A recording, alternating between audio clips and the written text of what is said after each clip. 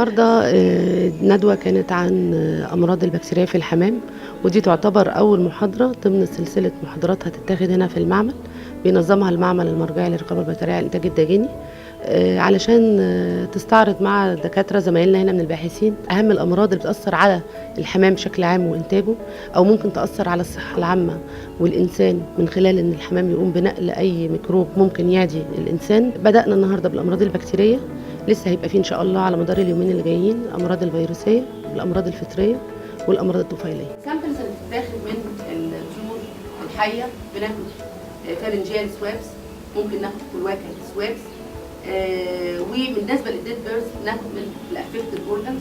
عادة احنا بناخد ممكن ناخد من اللنج ومن الليفر ومن السبلين، ممكن ناخد من الاير ساكس طبعا لو كانت الاعراض عادة بتكون ظاهرة عليها. ده بالنسبة طبعا للباحثين والمتخصصين. حابب أعرف من حضرتك بعض النصائح السريعة اللي تنصحيها لمربيين الحمام بالتفصيل. الحمام من الطيور الحساسة جدا، وأنا بتكلم مع زمايلي النهاردة كنا قاعدين بنركز على أهمية التطهير والنظافة والإدارة السليمة للأماكن اللي بيتم فيها تربية الحمام. الحمام طائر حساس، بيتأثر بالاسترس أو بيتأثر بالإدارة الغير سليمة والغير جيدة. التزاحم أو الكثافة العالية، العفار اللي ممكن يبقى موجود من الزغب اللي ما بيتمش تنظيفه باستمرار. القوارض لو كانت موجودة مفروض نمنع دخولها. الطيور البرية زي العصافير مفروض نمنع دخولها. مفروض السيدات اللي بتتعامل مع الحمام وهي حريصة انها تربي حاجة كويسة عشان ولادها ياكلوها، تبقى حريصة كمان على صحتهم وعلى صحتها علشان تقدر تكمل مسيرتها مع ولادها. مفروض تحافظ على نفسها، تبقى لابسة لبس معين، ولما تيجي تنظف تبقى مفيش عفارة. بنعلم الناس ان هم يندوا الأرضية قبل في المكان اللي فيه التربية قبل ما يبتدوا ينظفوها عشان مفيش عفارة تطلع عليها.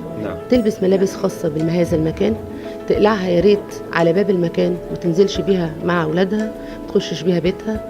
الجزمه كمان او الشبشب الخاص بالغيه او بالعشه، تطلع تغسل ايديها كويس، تطلع تغسل ايديها ووشها كويس. الادوات اللي كانت مستخدماها يا ريت تتنظف كويس.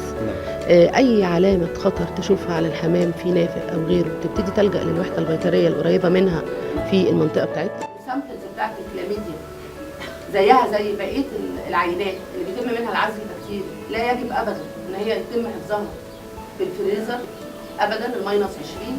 العينات دي المفروض تدخل بشكل مباشر لو هتتبريزيرف لسيفرال فيو دايز، تتحط في ريفريجريشن تمبريتشر. لكن لو هتتعان لفترات طويله هتتعان على مديات خاصه وتتحط في ماينس 80 لاعاده العزل. انا حابه اكد ان الحمام بريء من التهمه بتاعه انفلونزا الطيور. الحمام لا يصاب بانفلونزا الطيور، صعب انه ينقل انفلونزا الطيور.